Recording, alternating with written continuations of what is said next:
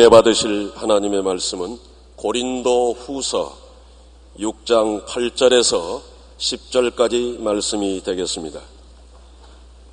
고린도 후서 6장 8절에서 10절까지 말씀을 다 같이 합독하시겠습니다. 영광과 욕됨으로 그러했으며 악한 이름과 아름다운 이름으로 그러했느니라. 우리는 속이는 자 같으나 참되고 무명한 자 같으나 유명한 자요, 죽은 자 같으나 보라 우리가 살아있고, 징계를 받는 자 같으나 죽임을 당하지 아니하고, 근심하는 자 같으나 항상 기뻐하고, 가난한 자 같으나 많은 사람을 부요하게 하고, 아무것도 없는 자 같으나 모든 것을 가진 자로다. 아멘. 오늘 저는 여러분과 함께 기독교 신앙과 역설이라는 제목으로 은혜를 나누겠습니다. 욕을 얻어먹는데 내용인즉 오히려 그것이 영광이 되고, 악한 사람들 같으나 실상인즉 아름다운 사람이고, 속이는 자 같으나 참된 것을 전하는 자들이며, 무명한 사람 같으나 실상 하나님 앞에서는 유명한 사람이 되는 것처럼, 기독교 신앙에는 세상에 보는 것과 하나님이 보시는 것에는 완전히 다른 역설적인 면이 많이 있습니다. 질그릇 같은 인간이 그 안에 죽으셨다 부활하신 예수님을 모시고 있으면 겉으로는 사방으로 우겨쌈을 당하여도 안으로 보면 전혀 쌓이지 않습니다. 겉으로 보면 답답한 일을 당한 것 같으나 안으로 보면 전혀 낙심하지 않습니다. 밖에서 볼 때 핍박을 당해 외톨이가 된 것 같으나 주님의 품 안에서 위로받아 버림받지 않으며, 그 굴러뜨림을 당해 망한 것 같은데 불사조처럼 살아나는 것이 우리 신앙인의 실상인 것입니다. 그러므로 우리 예수 그리스도를 구주로 믿고 하나님을 섬기는 신앙생활은 겉으로 보는 것하고 속에 실상하고 완전히 반대되는 일들이 많이 있습니다. 그러므로 우리는 역설적인 면을 우리 기독교 신앙 가운데 많이 발견할 수 있습니다. 첫째로, 그 역설적의 기가 막힌 일은 죄가 많은 곳에 은혜가 많다는 것입니다. 이거 정말 역설적인 것 아닙니까? 의가 많은 곳에 은혜가 많다면은 그렇다고 우리가 말할 수가 있는데, 죄가 많은 곳에 은혜가 많다, 역설적인 가르침을 주시는 것입니다. 우리가 성경에 보면 탕자의 이야기가 있습니다. 한 아버지가 두 아들을 길렀는데 둘째가 아버지께 나와서 내게 속한 분깃을 내게 나누어 주려고 강요를 했습니다. 그는 자신만만하고 자기가 지혜 있고 총명하고 모략과 재능과 지식이 충만하고 능력 있는 사람이라고 생각하고 아버지보다는 훌륭하게 인생을 잘 살아갈 수 있다고 자신만만해서 아버지의 재산을 나누어 받고 아버지가 없는 먼 나라로 떠났습니다.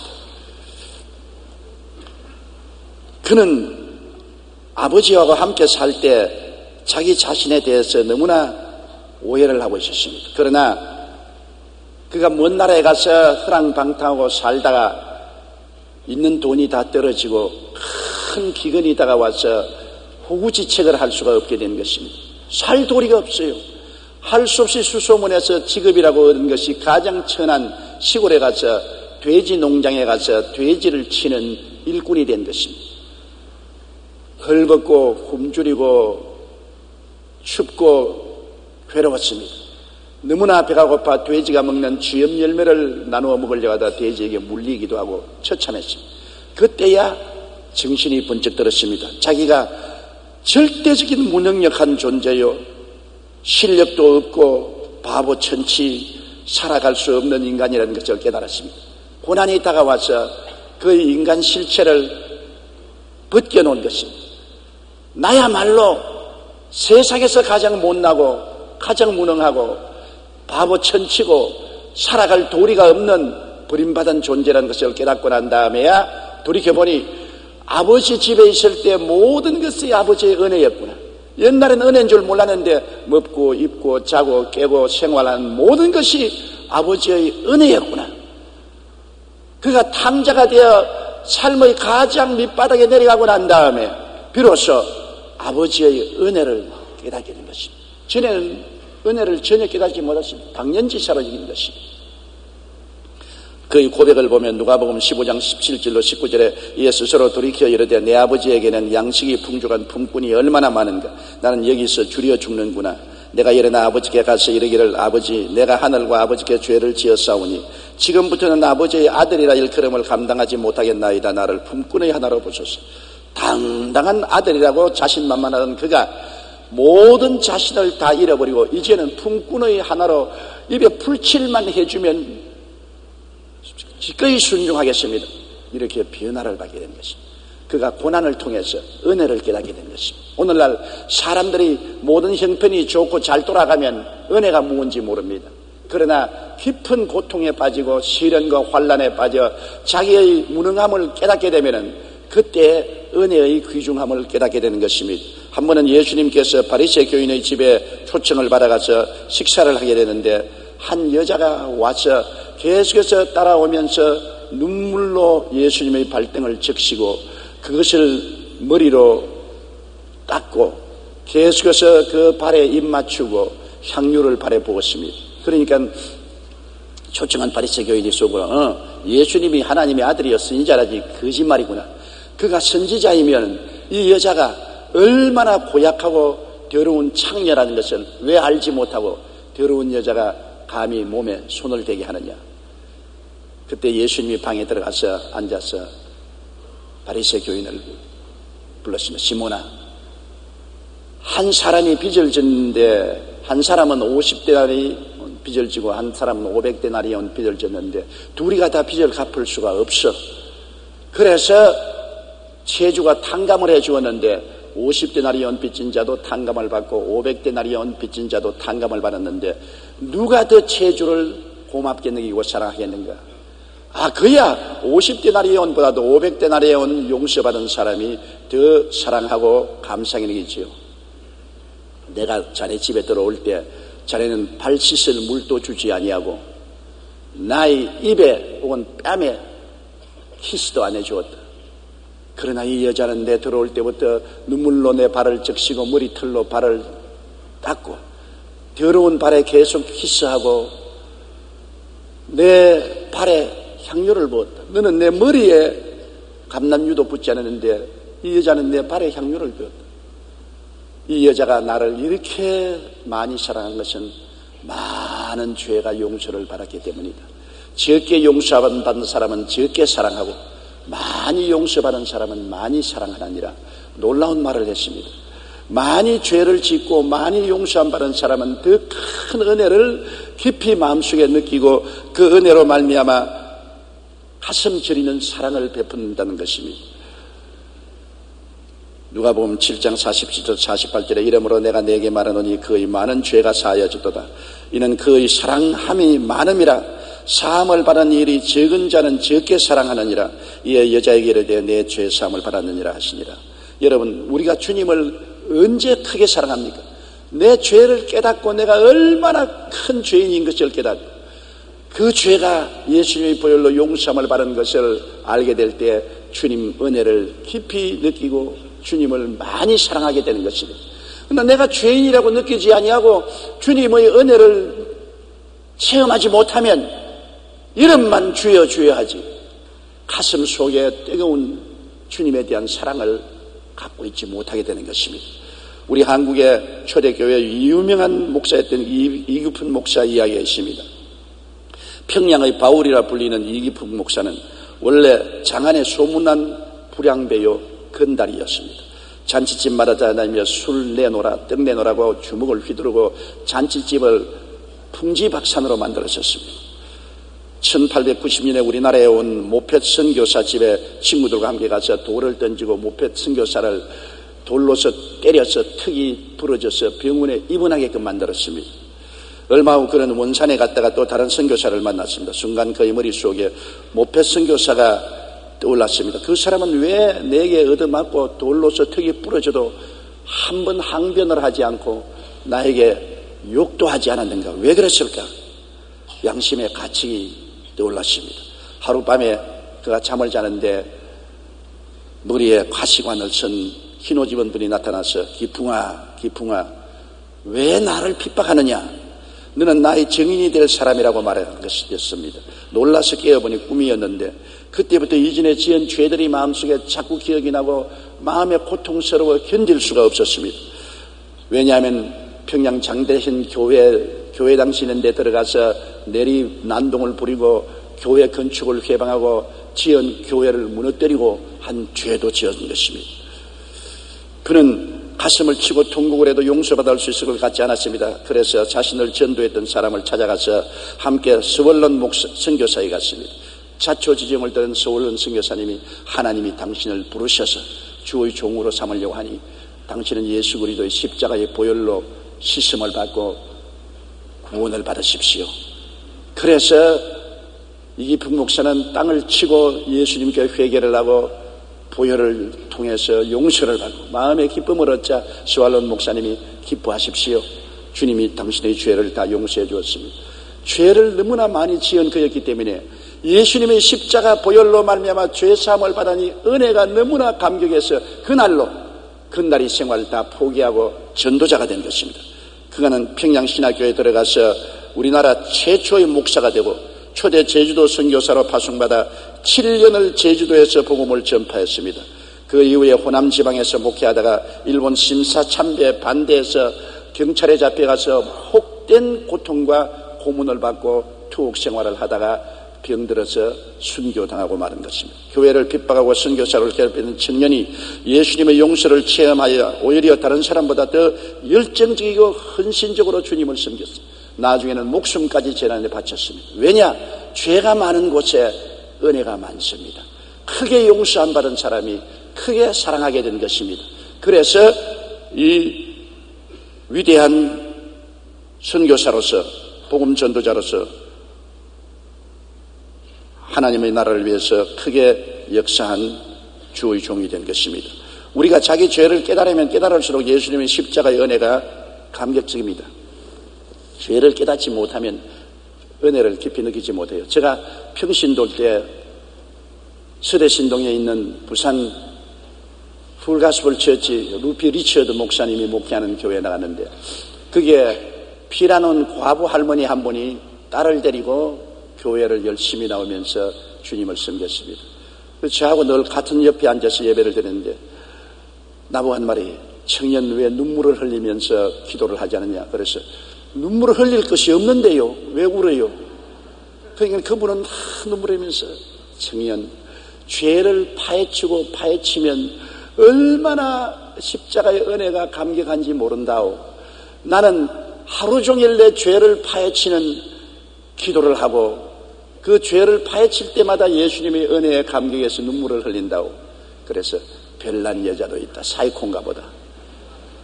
저는 그때 내가 그렇게 죄인이라고 깨달지를 못했기 때문에 하나님의 은혜를 뼈저리게 느끼지 못했습니다만 그 과부 할머니는 너무나 그리스도의 은혜를 깊이 깨달은 것입니다. 왜냐? 그 죄를 깨닫고 회개하고 보혈로 씻음 받은 것을 체험할 때마다 은혜가 깊은 것입니다. 디모데전서 1장 15절에 미쁘다 모든 사람이 받을 만한 이 말이여 그리도 예수께서 죄인을 구원하시려고 세상에 임하셨도다. 죄인 중에 내가 괴수라. 왜 바울 선생이 그렇게 큰 은혜를 받고 그렇게 예수님을 사랑하고 전 생애를 던졌느냐? 그는 주님 앞에 죄인 중에 괴수라고 말했습니다. 그 큰 죄가 용서를 받았으니 은혜가 넘쳐났고 주님에 대한 사랑도 크게 넘쳐났던 것입니다.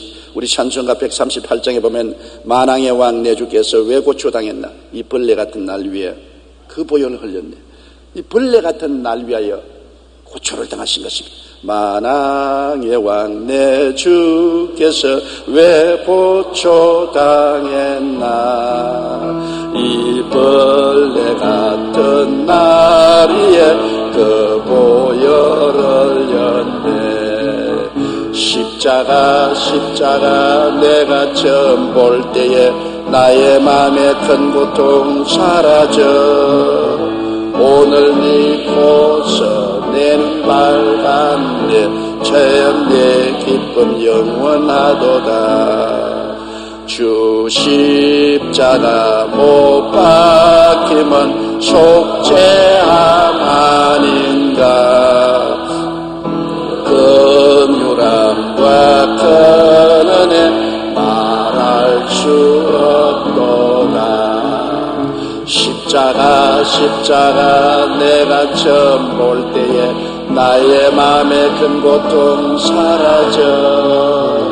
오늘 믿고서 내 눈 밝았네. 참 내 기쁨 영원하도다. 너로라도 그 큰 은혜 다 갚을 수 없네. 나 주님께 몸 바쳐서 주의 일 힘쓰리. 십자가 내가 처음 볼 때에 나의 마음의 큰 고통 사라져. 오늘 믿고서 내 눈 밝았네. 참 내 기쁨 영원하도다. 젊을 때는 죄의 깊이를 알지 못하기 때문에 그리스도에 대한 은혜와 사랑이 얕지만은 사람이 나이를 먹어갈수록 살아온 뒷길을 돌아보면 지은 것이 죄밖에 없습니다. 자랑할 것이 하나도 없어요. 한평생을 먹고 살면서 죄밖에 지은 것이 없으니 예수님의 십자가 보혈의 용서가 얼마나 감격적이고 주님이 은혜 베풀어 주신 데 대한 반응으로서 주님에 대한 사랑이 가슴에 사무쳐 올라오는 것입니다. 죄의 추악함과 더러움을 깨달을수록 예수님의 용서의 은혜를 깊이 체험하게 되는 것입니다. 고린도후서 5장 21절에 하나님이 죄를 알지도 못하신 이를 우리를 대신하여 죄로 삼으신 것은 우리로 하여금 그 안에서 하나님의 의가 되게 하려 하심이라. 에베소 2장 8절에 너희는 그 은혜를 의하여 믿음으로 말미암아 구원을 받았나니 이것이 너희에게 난 것이 아니요 하나님의 선물이라고 말씀한 것입니다. 마르틴 루터는 말하기를 율법의 방랑이로 얻어맞은 자만이 예수 그리스도의 은혜의 치료가 가능하다고 말한 것입니다. 하나님의 율법 앞에서 죄인이 된 것을 깨달아야 십자가를 찾아와서 용서의 은혜를 갈구하게 되는 것입니다. 십자가의 보혈의 은혜를 체험하려면 율법의 정죄와 심판을 받아서 얼마나 자기가 죄가 많고 죄가 더러운 것을 깨달아 알아야 예수님의 십자가 보혈을 의지하게 되는 것입니다. 하나님은 정의로운 하나님 아니십니까? 하나님의 정의 앞에 모든 사람은 다 멸망받아야 됩니다. 모든 사람이 죄를 범하였으며 하나님의 영광에 이르지 못합니다. 하나님의 정의 앞에 살아날 사람 한 사람도 없습니다.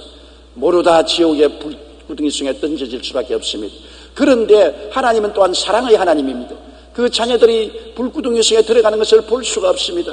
정의로운 하나님이 사람을 몸을 쓰고 오셔서 당신의 정의의 심판을 자기 몸에 받아들인 것입니다. 모든 인류의 죄악을 당신이 몸에 걸머지고 당신의 정의로운 심판을 당신 자신에게 베풀어서 우리의 죄를 청산하시고 고통을 겪으시고 다 갚아주시고 이제는 우리에게 누구든지 나를 믿으면 용서와 의와 영광을 받는다고 말씀하고 계신 것입니다. 죄를 지었음에도 불구하고 못났음에도 불구하고 버림받아야 마땅함에도 불구하고 주님께로 나오면 주의 사랑으로 말미암아 용서를 받고 의로움을 얻고 영광에 참여하게 만들어주시는 주님이시니 이 은혜를 얼마나 감사하고 이 은혜를 받은 사람들이 어떻게 주님을 사랑하지 않고 세상에 살겠습니까? 그러므로 우리 기독교 신앙이 역설적이잖아요.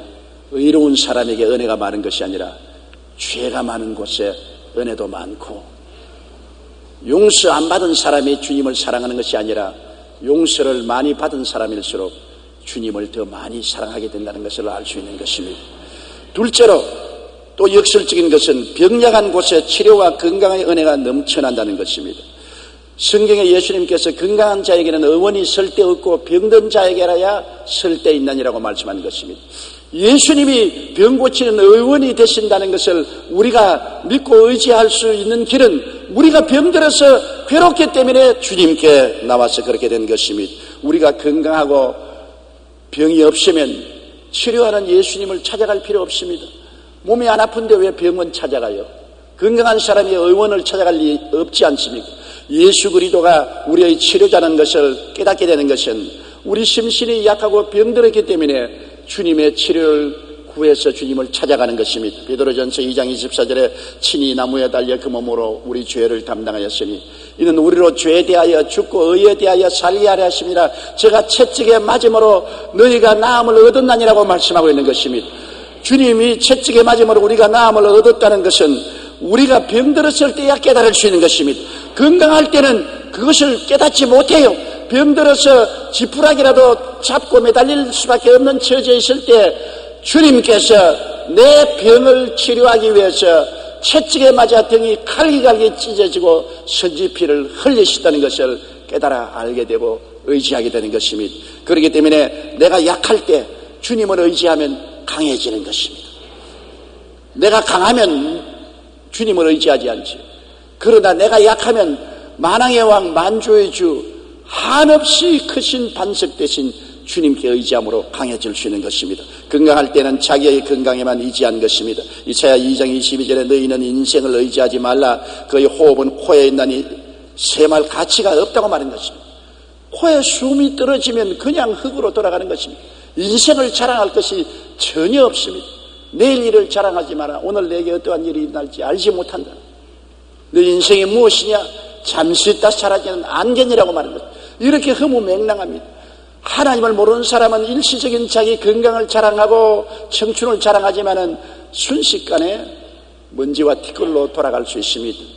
그러나 약할 때 생명의 능력 대신 주님께 매분 매시 의지하고 살게 되므로 주님의 건강으로 살게 되는 것입니다. 내가 약해지면 강한 주님을 붙잡을 수밖에 없어요. 그래서 내가 약한 사람은 강한 주님께 치료해 주시고 건강을 달라고 한 번 기도하는 것이 아니라 매시 매분 기도하고 매 순간마다 주님을 의지합니다. 일어날 때도 주님을 의지하고 일어나고, 길을 걸어갈 때도 주님을 의지하고 걸어가고, 일을 할 때도 주님을 의지하고 일을 하고, 순식간에 죽을 수밖에 없는 자기라는 것을 알기 때문에 순간순간 주님께 의지해서 삶으로 이제는 나의 건강으로 살지 않고 주님의 건강으로 살게 되는 것입니다. 그러므로 약한 것 같으나 엄청나게 강하지요. 저 병명한 사람이 건강한 사람의 10배, 20배 더 일을 하고도 끄떡없는 것은 희한하다. 왜냐? 주님을 의지해서 주님의 건강으로 일을 하기 때문에 건강한 사람보다 더 많은 일을 하고도 건강하게 남아있을 수가 있는 것입니다. 시편 41편 3절로 4절에 야훼께서 그를 병상에서 붙드시고 그가 누워있을 때마다 그의 병을 고쳐주시나이다. 내가 말하기를 야훼여 내게 은혜를 베푸소서. 내가 주께 범죄하였사오니 나를 고치소서. 그렇기 때문에 몸이 약한 사람은 매일같이 번지 점프를 하는 것입니다. 여러분, 번지 점프는 높은 데 올라가서 줄에 매달려 뛰어내리는 것을 말하지 않습니까? 주의 약속의 말씀을 의지하고 매일같이 벼랑에서 자기 몸을 던지는 것입니다. 꼭 죽을 것 같으니까. 내가 꼭 죽을 것 같지만은 주의 약속의 말씀을 의지하고 벼랑으로 몸을 내어 날리면서 주님을 믿는데, 그런데 주님께서 나를 버릴 것 같은데도 불구하시고 항상 붙들어 주시는 것입니다. 항상 주님은 지켜주시는 것입니다. 고린도후서 12장 9절에 나에게 이르시기를 내 은혜가 내게 족하도다. 이는 내 능력이 약한 데서 온전하여짐이라 하신지라. 그러므로 도리어 크게 기뻐함으로 나의 여러 약한 것들에 대하여 자랑한다. 바울 선생은 몸이 몹시 약했습니다. 어떤 병이라고는 말하지 않았지만은 바울 선생이 3번 주님께 나가서 눈물을 흘리며 통곡하고 이 몸의 병의 가시를 뽑아달라고 기도할 정도니까 바울 선생이 보통 약한 것이 아니었습니다. 스스로 내가 맡겼으면 하루도 온전하게 살아갈 수 없는 그가 그 많은 선교 여행을 하고 강의 위험, 광야의 위험, 이방인의 위험, 동포의 위험, 바다의 위험 파선하고 고생하고 헐벗고 굶주리면서도 건강을 유지하고 살아간 것은 그가 하나님께 의지했습니다. 그가 약해서 주님께 도와드리니까 주님이 내가 약한 데서 내가 온전하여진다. 네가 약하기 때문에 목숨을 걸고 매시 매분 나를 의지하고 번지점프를 함으로 내가 너희 속에 강하게 될 수가 있다. 그래서 바울 선생은 주님의 건강과 생명을 의지하고 온 천하 만국에 나가서 씩씩하게 복음을 전가하고 교회 등불이 될 수 있는 것입니다. 바울이 자기 스스로를 의지했더라면 집에 들어 누워서 약병을 곁에 두고 일생을 살다가 갔을 것입니다. 그럼에도 불구하고 그는 주님을 의지했기 때문에 그 모든 연약한 가운데서 주의 능력과 건강으로 연약을 극복하고 위대한 복음 전도자여 사도로서의 일생을 마칠 수가 있는 것입니다. 성경에 주님께서 하신 말씀을 꼭 기억하십시오. 나에게 이르기를 내 은혜가 내게 족하도다. 이는 내 능력이 약한 데서 온전하여짐이라. 스스로 강하고 잘났다고 하면은 주님을 의지하지 않기 때문에 주님이 도와줄 수 없습니다. 약하고 무력하다는 것을 알았기 때문에 주님을 의지하니 주님이 그 모든 능력으로 채워주시고 붙들어 주시기 때문에 주의 능력으로 살게 되는 것입니다. 내가 약함을 자랑한다고 바울은 말했습니다. 여러분, 약함을 자랑한다는 말 보통은 생각할 수 없지 않습니까? 약한 것이 뭘 자랑합니까? 약한 것이 수치스러운 일이지. 그러나 바울 선생이 나의 약한 것을 자랑하는 이유는 내가 약하기 때문에 순간마다 매분마다 매 분초마다 주님을 의지하고 주님께 매달림으로 내 약함을 통해서 주의 강하심이 나타나기 때문인 것입니다. 나의 연약함을 통해서 주의 강하심이 나타나서 내가 도저히 이룰 수 없는 일을 하나님의 능력으로 이루게 되었다는 것입니다.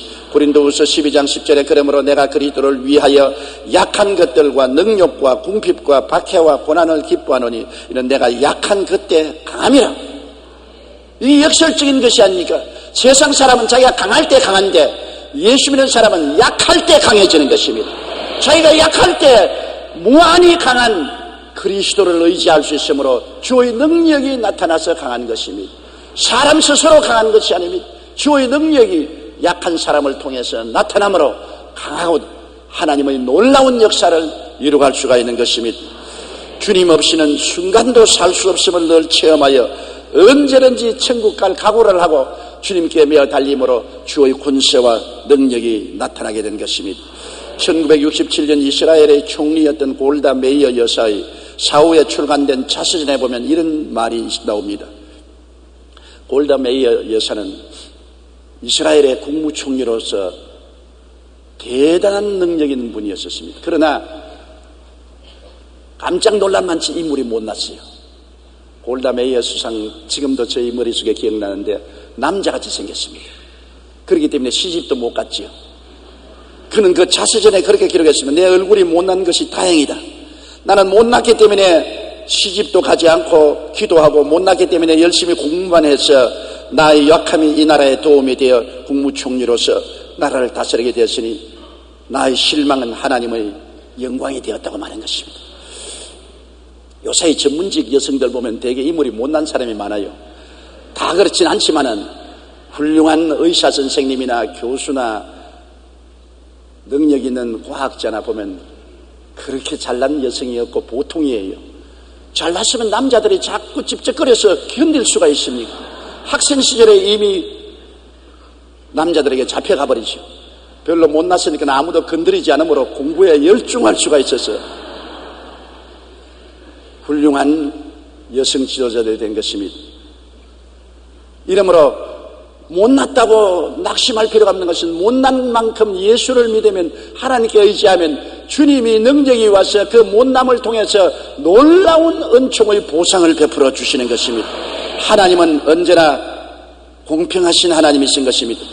골다 메이어 수상의 자리에서 12년 동안 있었는데 또한 보면 아무도 모르게 백혈병과 사투를 받았습니다. 골다 메이어 여사가 백혈병이 걸린 줄 몰랐습니다. 죽고 난 다음에 그 자서전에서 알았습니다.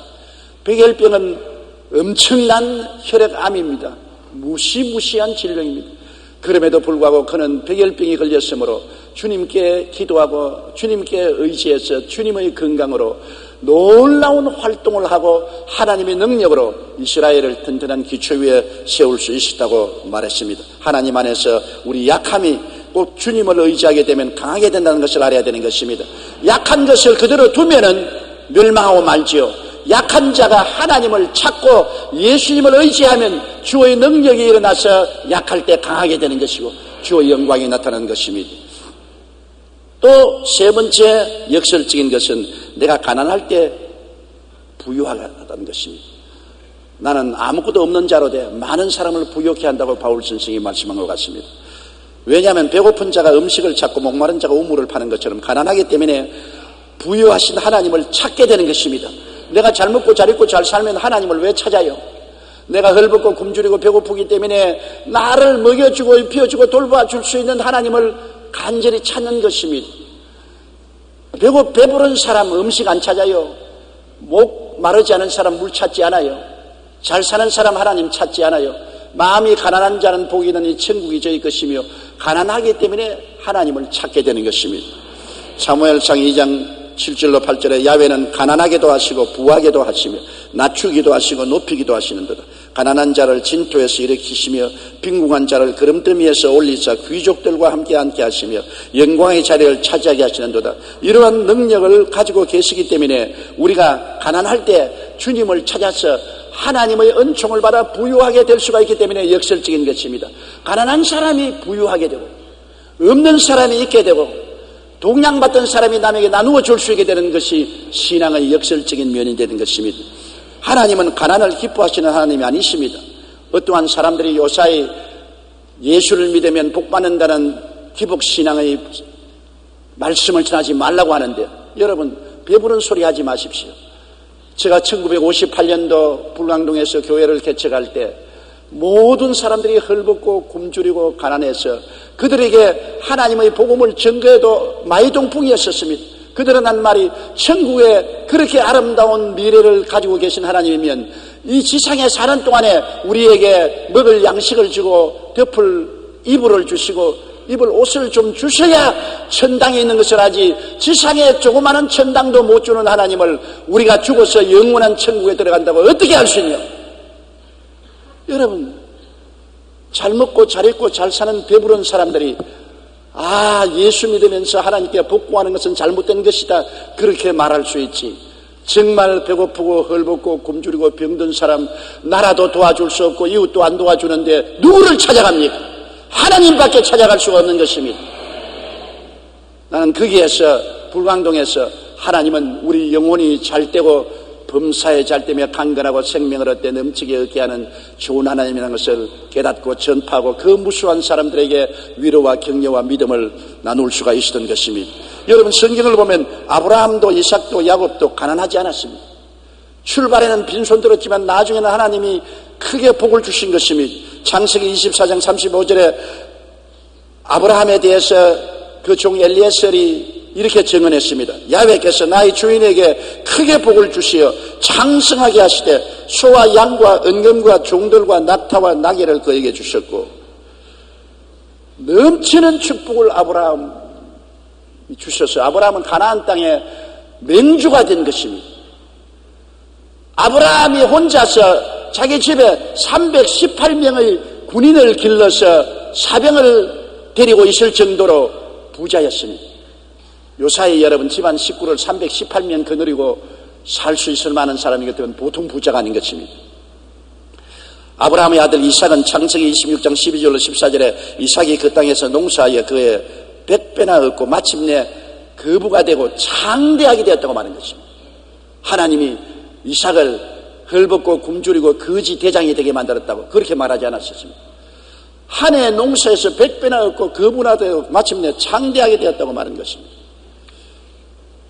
야훼께서 복을 주심으로 그 사람이 창대하고 왕성하여 마침내 거부가 되어 양과 소가 떼를 이루고 종이 심히 많았다고 말했습니다. 그 아브라함의 손자 야곱을 보십시다. 야곱은 빈손 들고 지팡이 하나 짚고 야복강을 건너서 아람 땅 외삼촌 집에 가서 20년 동안 머슴살이 했지 않습니까? 그러나 창세기 32장 10절에 나는 주께서 주의 종에게 베푸신 모든 은총과 모든 진실하심을 조금도 감당할 수 없사오나 내가 내 지팡이만 가지고 이 요단을 건넜으나 지금은 2때나 이루었나이다. 큰 부자가 되어서 20년 후에 외삼촌 집에서 고향으로 돌아올 수가 있는 것입니다. 하나님은 말씀하기를 나는 아브라함의 하나님, 이삭의 하나님, 야곱의 하나님이라고 말한 것입니다. 그 하나님은 부자로 만들어주는 하나님이요 풍족하게 은혜를 주시는 하나님이었습니다. 우리가 돈만 벌고 축복만 받기 위해서 하나님을 이용한다면 기복신앙으로 나쁜 것이지. 우리가 하나님께 복을 받아 부유하게 되어서 그 물질로 하나님을 섬기고 이웃을 돌보아주는 일을 하면 얼마나 영광스럽습니까? 요사이 자기 재산을 나누어서 공익사업에 낸 것을 신문이 크게 떠들지 않습니까?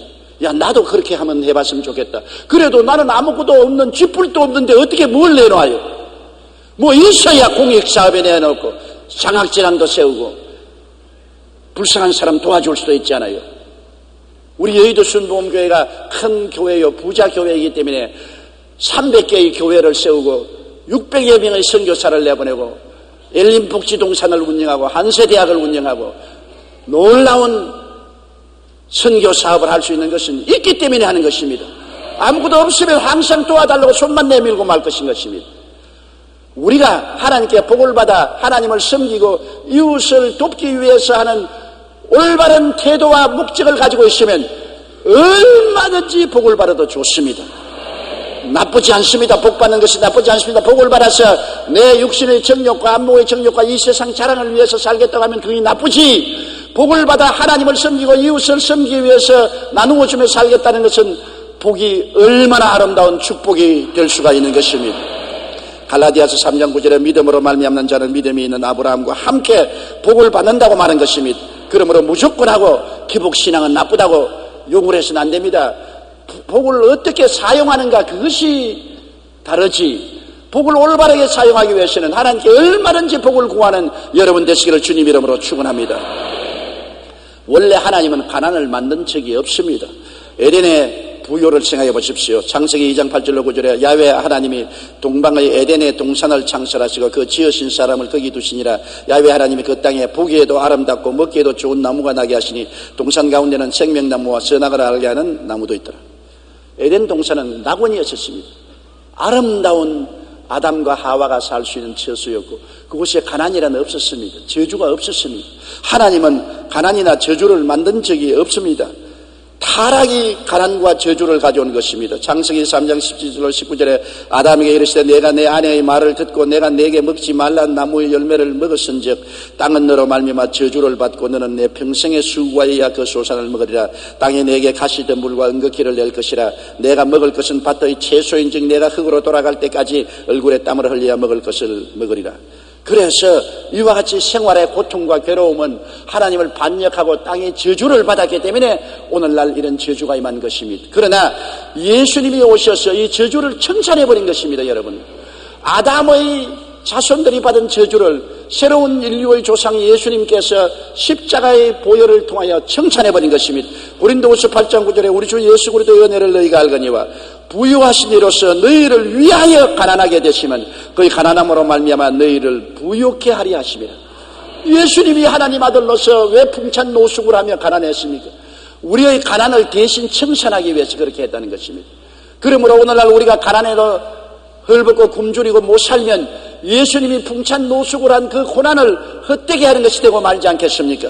갈라디아 3장 13절에 그리스도께서 우리를 위하여 저주를 받은 바 됐어.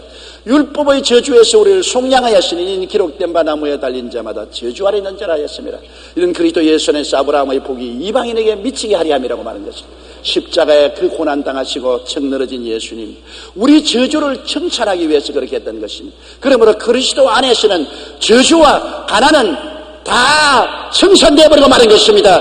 예수 믿으면 그리스도 안에서 아브라함의 복을 받은 사람인 것입니다. 따라 말씀하세요. 나는 예수님 안에서 아브라함의 복을 받은 사람인 것입니다.